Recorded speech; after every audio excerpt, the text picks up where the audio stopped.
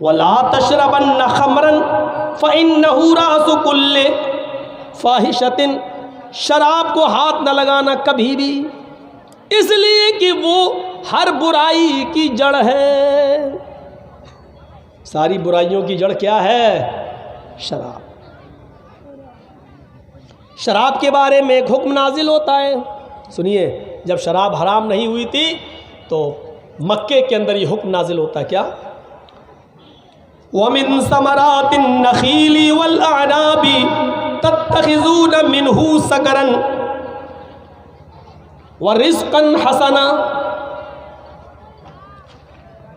لوگوں، کھجور اور انگور میں سے کچھ پھل ایسے، کھجور اور انگور جیسے، جن سے تم نشہ بناتے ہو، تتخذون منہ سکرن، جن سے تم نشہ بناتے ہو، ورزقاً حسنا، اور پاکیزہ اور خوبصورت رزق بھی حاصل کرتے ہو۔ کھجور اور انگور ایسے کھاؤ تو پاکیزہ، اور نچوڑ کر اگر وہ بنا لو اس کی شراب تو نشہ، لیکن ابھی حرام نہیں ہوا، صرف اللہ تعالیٰ نے اتنا کہا۔ جب آپ مکے سے مدینہ آئے تو کچھ لوگوں نے شراب کے بارے میں سوال کیا، جوئے کے بارے میں سوال کیا۔ آیت نازل ہوتی ہے یسألونک عن الخمر والمیسر، اے محمد صلی اللہ علیہ وسلم، کچھ لوگ ایسے ہیں جو آپ سے جوئے اور شراب کے بارے میں پوچھتے ہیں، قل فیہما اسم کبیر، تو آپ فرما دیجئے کہ یہ بہت بڑا گناہ ہے، وَمَنَافِعُ لِلنَّاسِ، لیکن لوگوں کے لیے اس میں کچھ نفع بھی ہے، کچھ فائدہ بھی ہے۔ شراب میں کچھ فائدہ بھی ہے۔ فائدہ کیا ہے معلوم ہے؟ اس زمانے میں لوگ شراب کیا پیتے تھے؟ ہماری طرح نہیں پیتے تھے، اس زمانے میں شراب اس لیے پیتے تھے، یار ایسے غریبوں میں مال لٹائیں گے تو اچھا نہیں لگے گا، غریبوں کو ایسے دیں گے تو اچھا نہیں لگے گا، تو شراب پی لیتے تھے۔ اب کوئی آ رہا اللہ کے نام پہ دے دو، ادھر آ، لے جا۔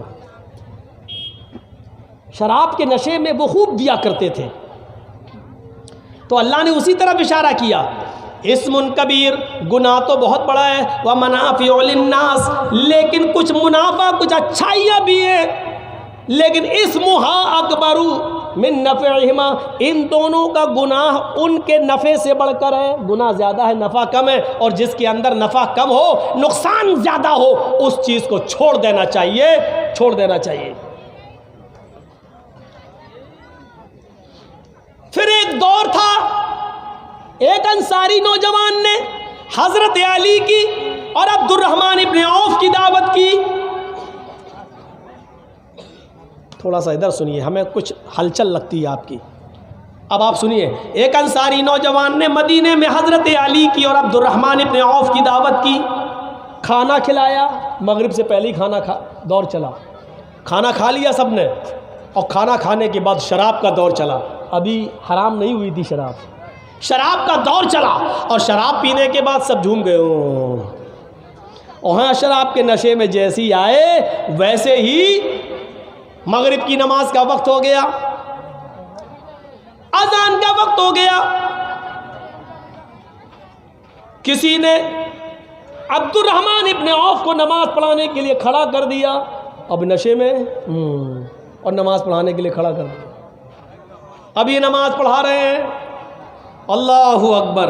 اب سنیے شراب کے نشے میں نماز کیسے ہو رہی ہے، وہ دیکھیے، اللہ اکبر، الحمدللہ رب العالمین الرحمن الرحیم مالک یوم الدین ایاک نعبد و ایاک نستعین الاخر غیر المغضوب علیہم ولا الضالین، ایسے ہو رہا ہے، اتنی تو صحیح چل گئی گاڑی، اب وہ اور بڑھتا جا رہا نشہ میں، اب قرآن کی آیت ہی بدل دی، اب وہ پڑھ رہے ہیں قل یا ایھا الکافرون، آیت کیا ہے؟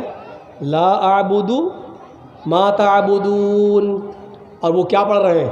قل یا ایھا الکافرون نحن نعبد ما تعبدون۔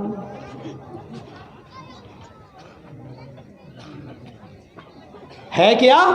قل یا ایھا الکافرون، اے نبی کہہ دو اے کافرو، لا اعبد ما تعبدون، میں ان کی عبادت نہیں کرتا جن کی تم کرتے ہو، میں ان جھوٹے خداؤں کی عبادت نہیں کرتا جن کی تم کرتے ہو۔ اور یہ کیا پڑھ رہے ہیں؟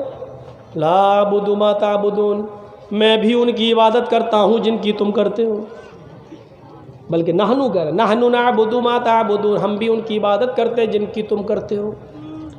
معنی ہی بدل گیا۔ جس کام کو مٹانے کے لیے اللہ کے رسول آئے وہی ہونے لگا۔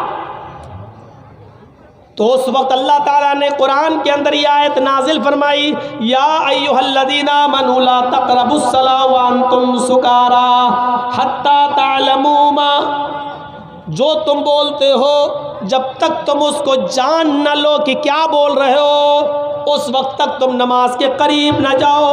آئے مسلمانوں، اے ایمان والو، لا تقربوا الصلاۃ، لا تقربوا الصلاۃ، تم نماز کے قریب مت جاؤ، وانتم سکارى، جب تم نشے میں ہو، حتی تعلموا ما تقولون، جب تک کہ جو تمہارے منہ سے نکل رہا ہے اس کو تم سمجھنے نہ لگو کہ ہم کیا بول رہے ہیں، ہمارے منہ سے کیا نکل رہا ہے۔ جب تک اس کا علم تمہیں نہ ہو جائے تب تک تم نماز کے قریب مت جاؤ۔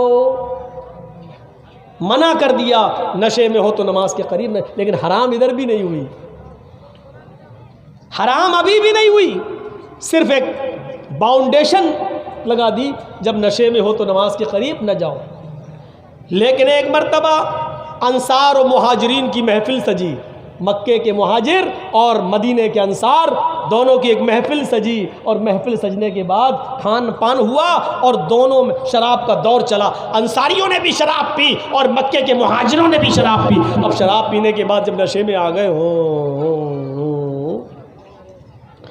جب سب نشے میں آ گئے تو انصاری مہاجروں کو گالی دینے لگے اور مہاجر انصاریوں کو۔ مہاجر کہنے لگے، اے دیکھو یہ انصاری ہے، ہم تم سے افضل ہیں، ہم قریشی ہیں، اللہ کے رسول ہمارے اندر پیدا ہوئے ہیں، ہم سب سے اونچے خاندان کے ہیں، ہم سید ہیں، ہم ہاشمی ہیں۔ ادھر انصاری بھی شراب کے نشے میں دھتے، وہ کہنے لگے، اے بھوکے تھے، ننگے تھے، پھٹیچر تھے، کچھ نہیں تھا تمہارے پاس، مکے میں خالی ہاتھ آئے تھے، ہم نے تمہیں رہنے کو جگہ دی ہے، تم بھوکے تھے کھانا ہم نے دیا ہے، تم پیاسے تھے پانی ہم نے دیا ہے، تم ننگے تھے کپڑا ہم نے دیا ہے، اپنی بیٹیوں کی شادی ہم نے تمہارے ساتھ کیا ہے، تم فقیر تھے پھٹیچر، ہم تم سے افضل۔ اوفو، جب یہ باتیں اڑنے لگیں انصاری مہاجروں پر اور مہاجر انصاریوں پر، ایک دوسرے پر، سب سے بڑا ہم تم سے اونچے، ہم تم سے اونچے۔ اللہ کے رسول تو اسی چیز کو مٹانے آئے تھے کہ کوئی کسی بڑا نہیں، کوئی چھوٹا نہیں ہے، اس کو مٹانے آئے۔ اور یہ کیا ہو رہا ہے، جب یہ چیز انصار و مہاجرین کے درمیان ہوئی تو حتمی طور پر یہ آیت نازل ہوئی اور قرآن نے شراب کی حرمت کا اعلان کر دیا، انما الخمر والمیسر والانصاب والازلام رجس من عمل الشیطان فاجتنبوه لعلکم تفلحون۔ لوگو، آج شراب اور جوا والانصاب، بتوں کے نام پر چڑھاوے، والازلام اور پانسے، رجس من عمل الشیطان، یہ سب شیطان کے عمل ہیں، شیطانی کام ہے۔ فاجتنبوہ، آج کے بعد اس کو چھوڑ دو، اس سے بچو، لعلکم تفلحون، اگر تم کامیاب ہونا چاہتے ہو۔ آج بالکل شراب کی حرمت کا اعلان کر دیا، اتنے دور سے گزرنے کے بعد شراب کی حرمت کا اعلان کر دیا۔ اس کو تمام برائیوں کی جڑ کہا ہے، تمام برائیوں کی جڑ۔ میرے پیارے ساتھیوں،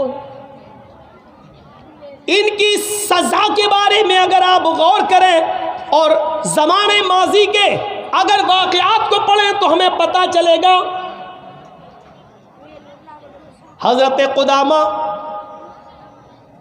کا واقعہ آپ کو یاد ہوگا، صحابی ہے۔ حضرت قدامہ نے بیماری کی حالت میں، سخت بیمار تھے اور بیماری کی حالت میں شراب پی لی، چلو نیند آ جائے گی، برداشت نہیں ہو رہا تھا، ان پر تکلیف برداشت نہیں ہو رہی تھی۔ اور سنیے، یہ واقعہ جھنجھوڑ دے گا شراب پینے والوں کو، اگر ان کے اندر کچھ غیرت ہوگی تو۔ حضرت